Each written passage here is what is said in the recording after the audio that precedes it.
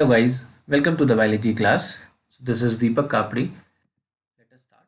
हम पढ़ रहे थे chapter number 3 human reproduction of class 12 biology और आज के इस वीडियो में हम कवर करेंगे topics pregnancy and embryo development. तो ये बताने की ज़रूरत तो नहीं है कि ये पोस्ट फर्टिलाइजेशन डेवलपमेंट में आते हैं। Now what are the topics to be included here. तो बेसिकली हम यहाँ पे इन 4 टॉपिक्स की बात करेंगे। First, the formation of placenta. It is a very important tissue बेटा that we need to study और क्या है, कैसे बनता है, और finally what is its function, why it is so important.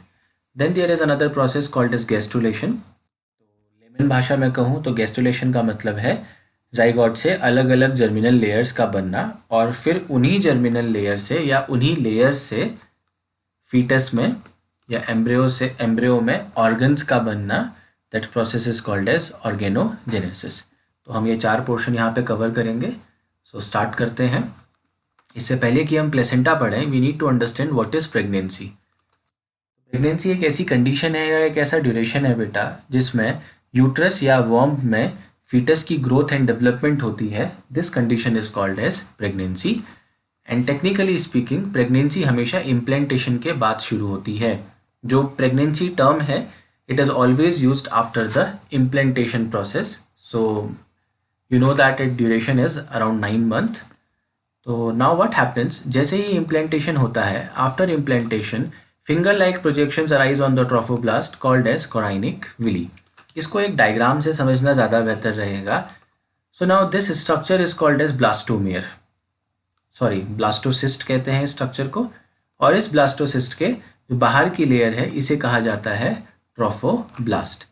तो जब इम्प्लांटेशन हो गया तो उसके बाद इस ट्रोफोब्लास्ट वाले पोर्शन में फिंगर लाइक प्रोजेक्शन अराइज करते हैं। If you see these structures, these are finger like projections which basically arise on the trophoblast.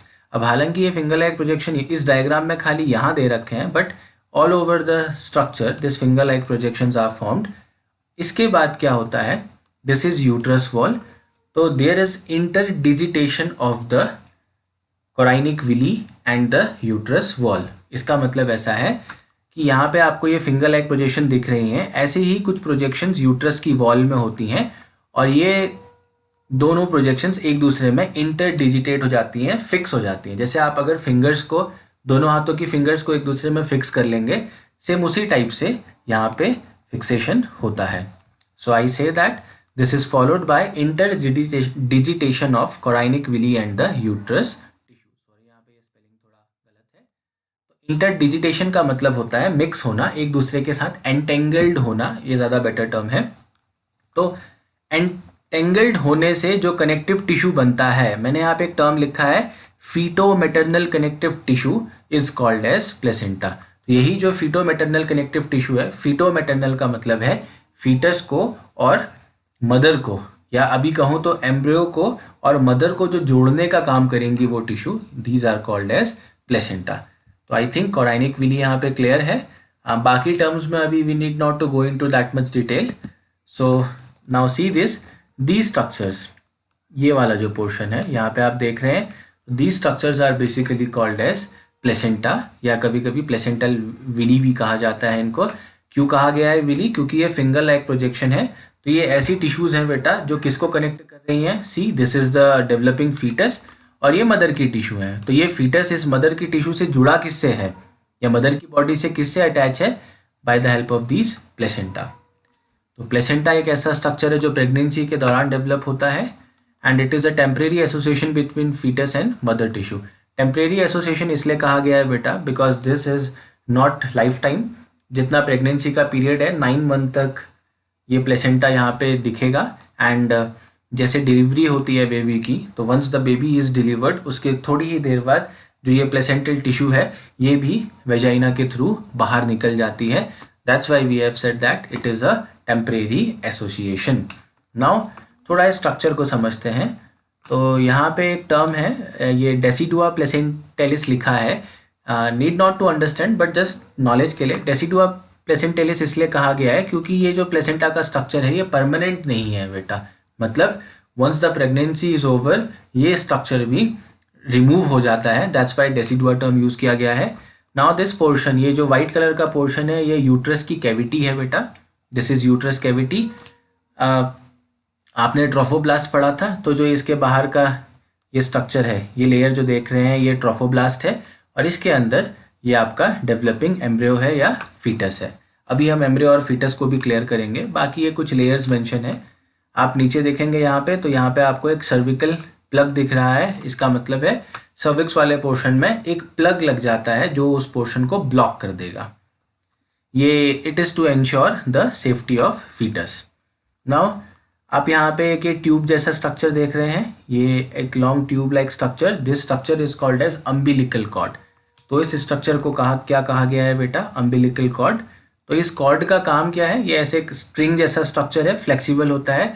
तो बेसिकली इसका काम ये है कि ये प्लेसेंटा को फीटस से जोड़ेगा। मतलब जो भी चीज़ अगर प्लेसेंटा से फीटस में ट्रांसफ़र होनी है तो वो किसके थ्रू होगी, थ्रू दिस अम्बिलिकल कॉर्ड। अब आप देखेंगे यहाँ पे एक टर्म मेंशन है, cavity of amnion.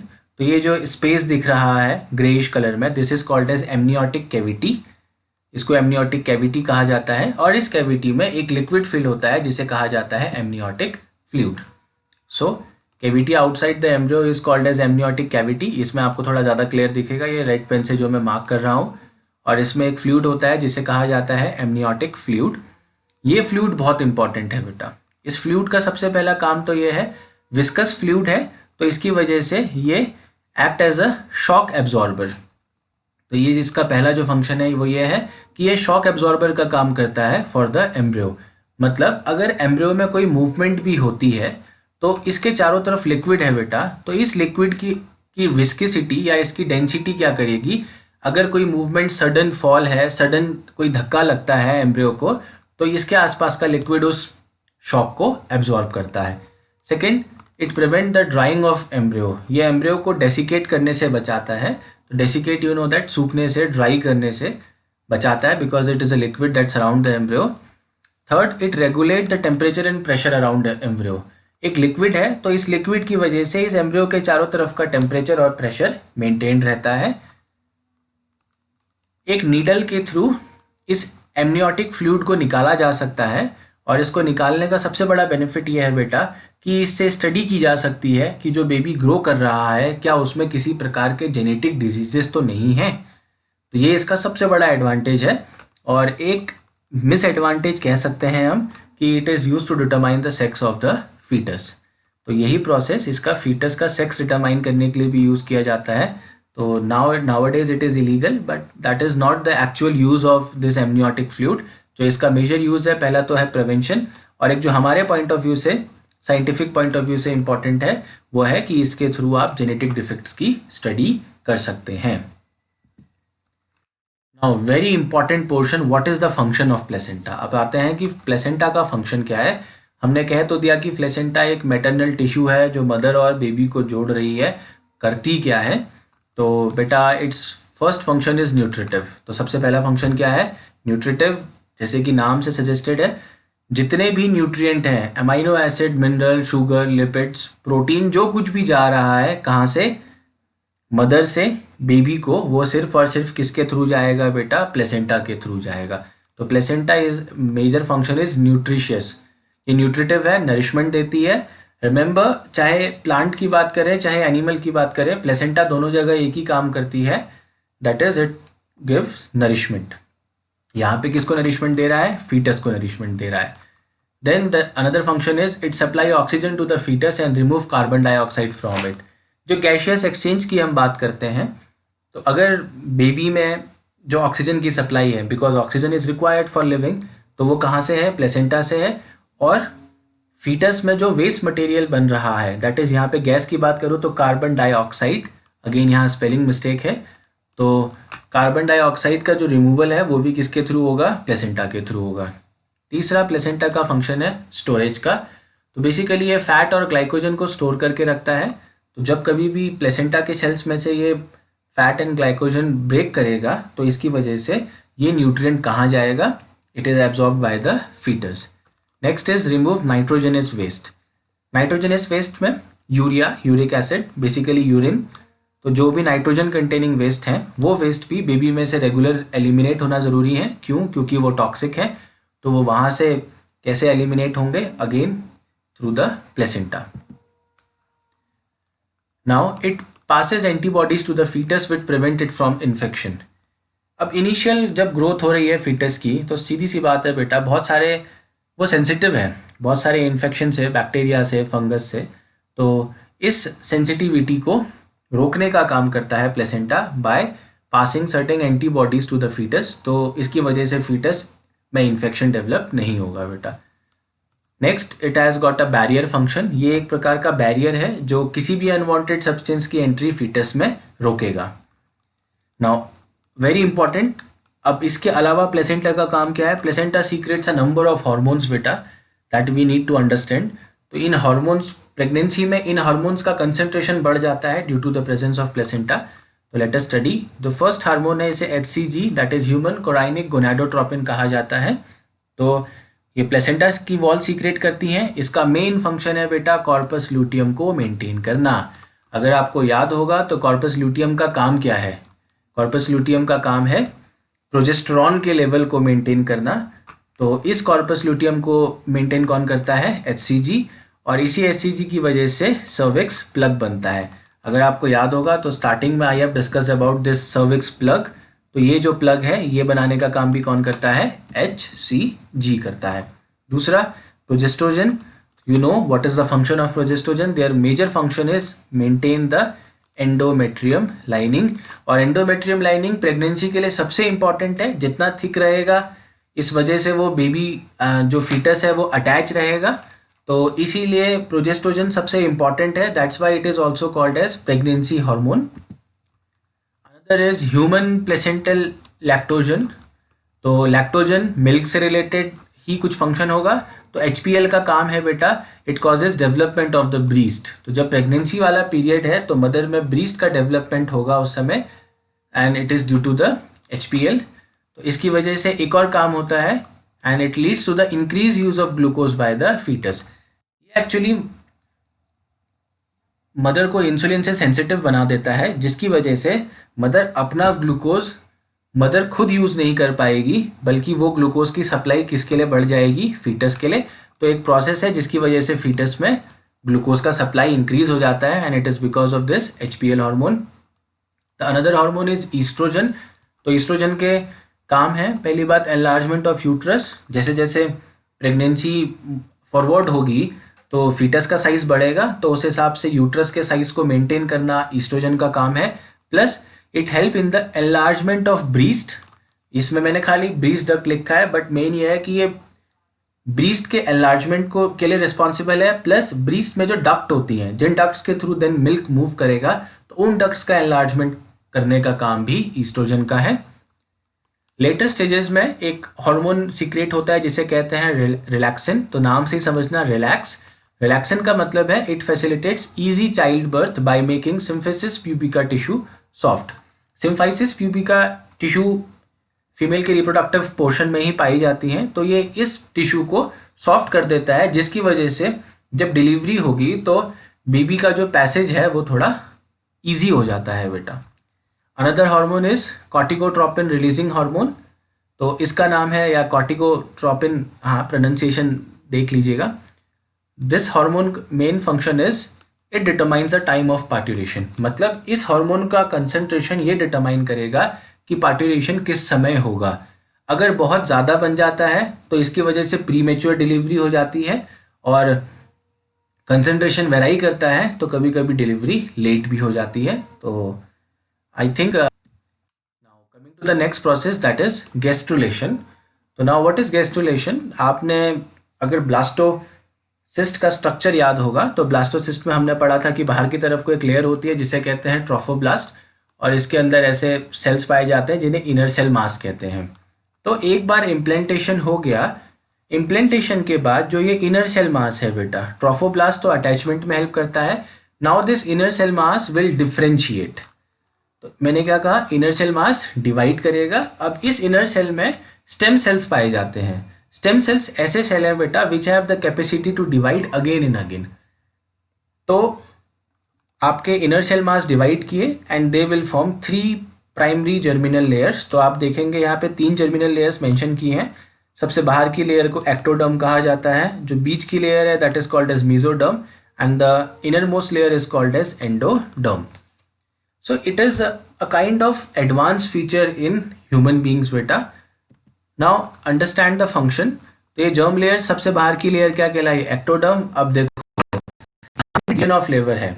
Once the 3 germinal layers are formed, they have got their own function. अब इन तीनों जर्मिनल लेयर्स का इसका फंक्शन अलग होगा, इसका अलग है और इसका अलग है. तो देखते हैं फंक्शन क्या है. तो एक्टोडर्म जो सबसे बाहर की लेयर है, इसका मेजर फंक्शन है कि ये स्किन का एपिडर्मिस बनाएगा, बेबी में हेयर का डेवलपमेंट, नेल्स का बनना, सलाइवरी ग्लैंड का बनना, एक्सटर्नल ईयर का और central nervous system and many more. तो इन सारे ऑर्गन्स के बनाने का रिस्पॉन्सिबिलिटी किसका है बेटा? एक्टोडर्म का. Similarly, mesoderm, that is middle layer, its major function is to form all the kind of connective tissues, muscles, heart, blood vessel, etc. And finally, endoderm जो सबसे अंदर की लेयर है, उसका काम है lungs को बनाना, pancreas को बनाना, glands को बनाना and many more. So these are basically the 3 germinal layers. तो ये एक प्रकार से mammals का advanced feature है बेटा, because zygote is doing what? First it is undergoing cleavage, then it is forming 3 different germinal layers. Now each, why the name germinal? Germinal layers मतलब which will germinate something or which will give rise to something. So each layer is forming a specific set of organs and structures. So this process is called as gastrulation. ये 3 germinal layers का बनना, ये process कहलाती है gastrulation. Now final process that is organogenesis. तो अब एक बार 3 germinal layers बन गई बेटा, तो अब हर germinal layer क्या करेगी? कुछ न कुछ organ बनाएगी. तो basically formation of organ and tissue in embryo, this process is called as organogenesis. और ये कब स्टार्ट करता है? It starts at the 3rd week of pregnancy. तो organogenesis once the pregnancy is done, उसके 21 days के बाद organs formation स्टार्ट हो जाते हैं. अब एक चीज़ क्लियर करना, एम्ब्रियो टर्म यूज़ किया जाता है बिफोर ऑर्गेनोजेनेसिस स्टार्ट. मतलब जब जर्मिनल लेयर्स बनी है बट अभी ऑर्गन का फॉर्मेशन नहीं है जाइगोट से, तो that till that time we call the structure as embryo. once the organs start forming, एक बार ऑर्गन बनना शुरू हो जाते हैं, तो फिर यही टर्म एम्ब्रियो की जगह फीटस यूज किया जाता है. तो mind the difference between embryo and foetus. तो सबसे पहले नोटोकॉर्ड और न्यूरल सिस्टम बनते हैं फीटस में. इसके बाद आफ्टर 1 month हार्ट फॉर्मेशन हो जाता है. इसीलिए आपने देखा होगा सबसे पहले बेबी हेल्दी है या नहीं है, इसके लिए स्टेथोस्कोप से हार्ट बीट चेक की जाती हैं, बिकॉज सबसे पहला ऑर्गन हार्ट ही है. तो इसके बाद लिम्स और डिजिट, फिंगर्स का फॉर्मेशन, लिम्स का फॉर्मेशन, ये कब होता है? 2 months. तो जो फर्स्ट ट्राइमेस्टर है, फर्स्ट ट्राइमेस्टर का मतलब होता है पहले के करीब 3 महीने का पीरियड. तो फर्स्ट ट्राइमेस्टर में लगभग सारे ऑर्गन्स बन जाते हैं बेटा, इंक्लूडिंग एक्सटर्नल जेनिटेलिया ऑल्सो. तो जो फीटस का मूवमेंट है, हेयर्स का फॉर्मेशन है, ये आपके 5th month तक हो जाता है. सेकेंड ट्राइमेस्टर मतलब करीब 6 month कंप्लीट होने तक बेबी में आई लैशेस बन जाती हैं, आई लिड सेपरेट हो जाते हैं, एंड जो द फीटस है it is fully developed after 9 months. तो once the foetus is completely formed, then there will be a process called as parturition. तो इस वीडियो में बेसिकली हम यहीं तक कवर करना था हमें. So that is all for today. In case if you have any doubt, just let me know. Thank you.